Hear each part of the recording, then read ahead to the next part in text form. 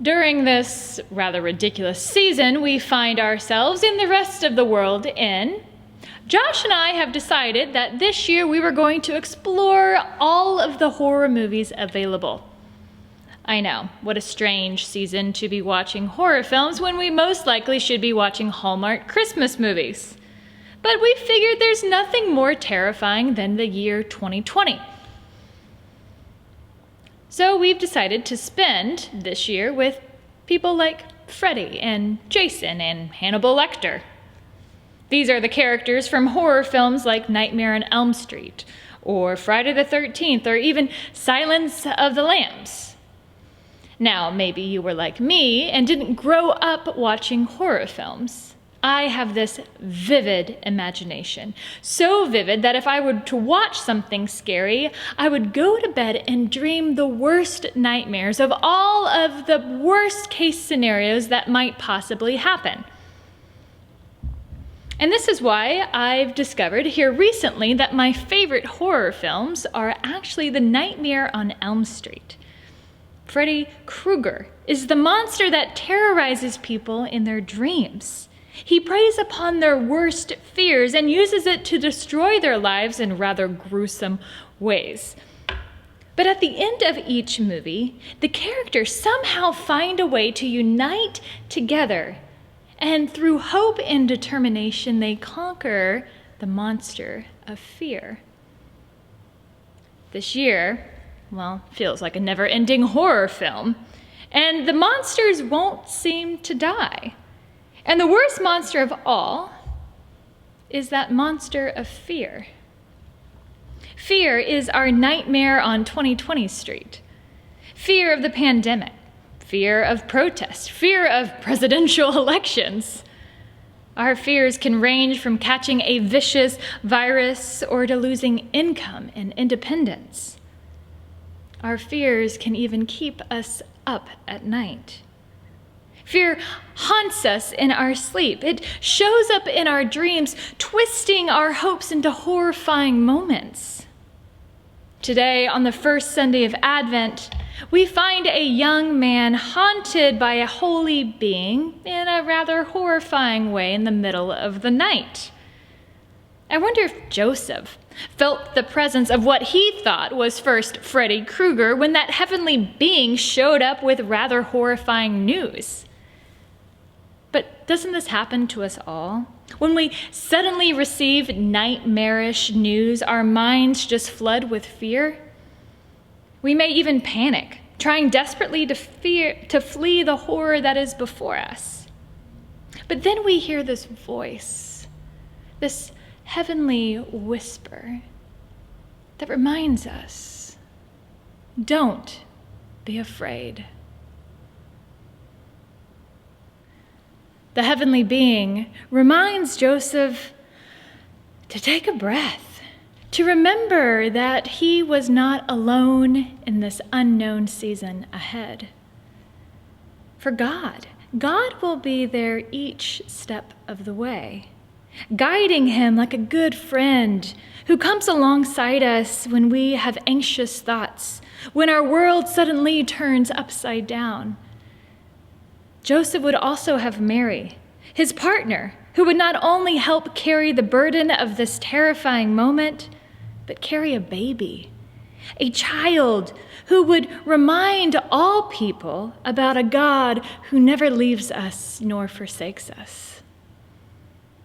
Emmanuel, God with us, would be born in a strange and perhaps even terrifying season. Let's be real. Joseph is scared. His life has been turned upside down. Haven't you been there too? When the world around you turns upside down?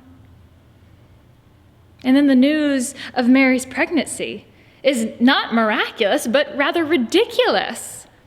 Isn't it interesting that an unplanned pregnancy is often demonized, but as long as you have a baby the right way, the pregnancy is declared a miracle? And I'm pretty sure my parents didn't bring up Mary's pregnancy when they first gave me the talk about the birds and the bees. No, I was taught like Joseph, that babies out of wedlock were sinful. So it's no wonder an angel of the Lord comes down to Joseph in the dead of night, giving birth to a new way of life. I can imagine, well after the angel leaves, Joseph tossing and turning all night, worried, anxious, fearful about the days ahead. I mean, he's probably trying to figure out the best way to save face. Perhaps he fears for his family's reputation or his carpenter business, or maybe even he fears the woman he's supposed to marry has been unfaithful.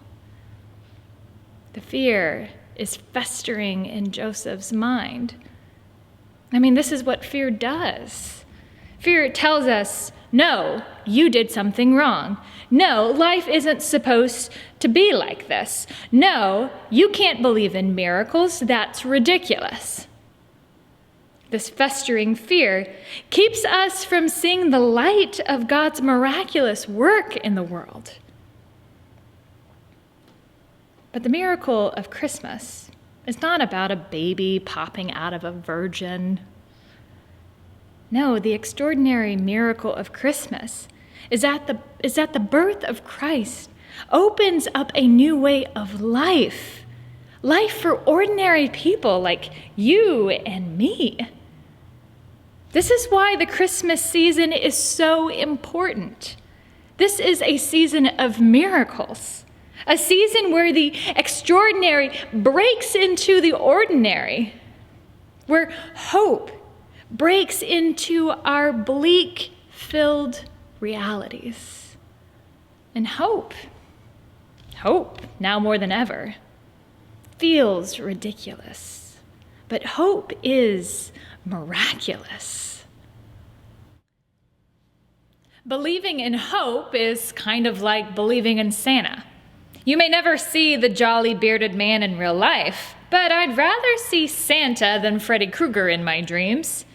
I'd rather fill my mind with hope and wonder of new possibilities than fear and dread of all the things that might go wrong. Santa and his magical world in the North Pole opens our hearts to new possibilities, to miraculous divine experiences.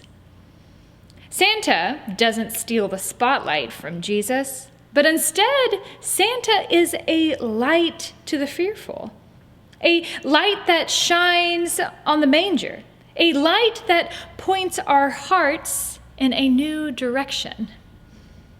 Santa is kind of like the angel that came to Joseph in the middle of the night, an angel that breaks forth into reality with gifts of good news. And our world sure needs more angels and maybe even more Santas. These figures of hope that fill our hearts, that bring us back to wholeness, back to the good news of God's love.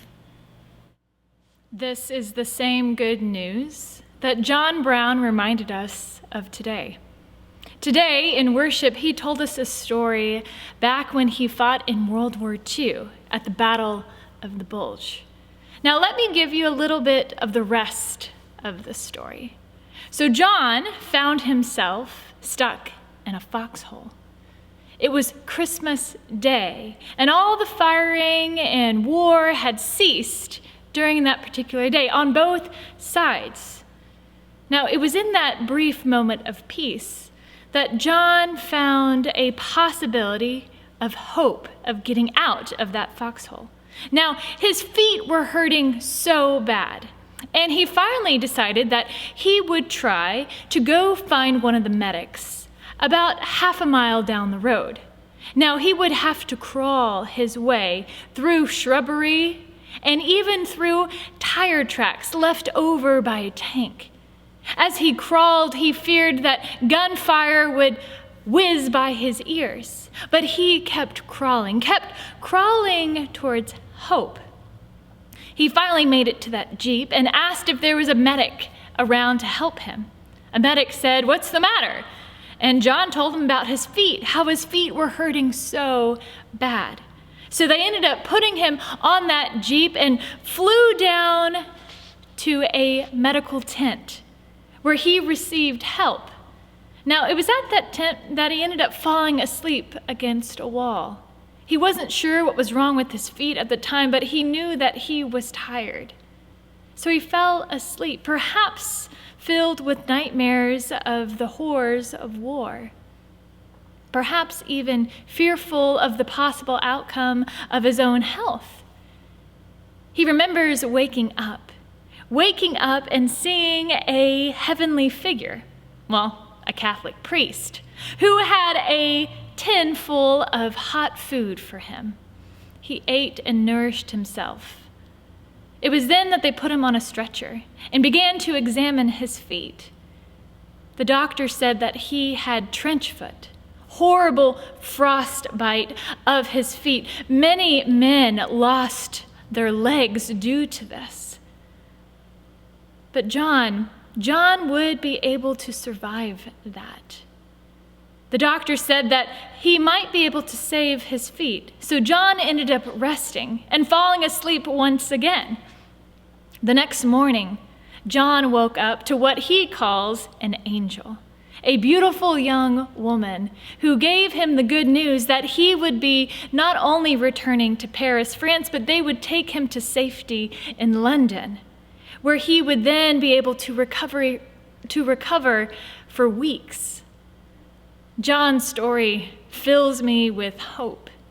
Hope that even in the worst seasons, in the worst case scenarios, that there is always the possibility of receiving good news.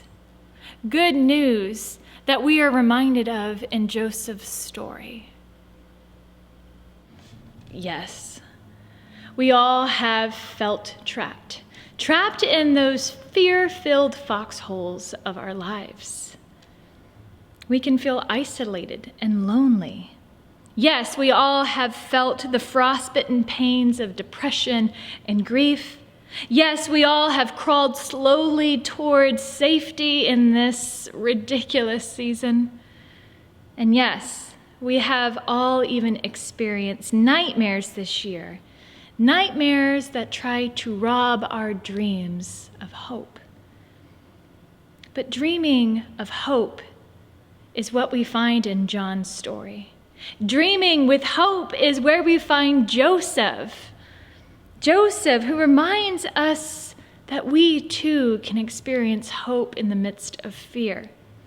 We can take hold of those heavenly words, do not be afraid. Dream with hope.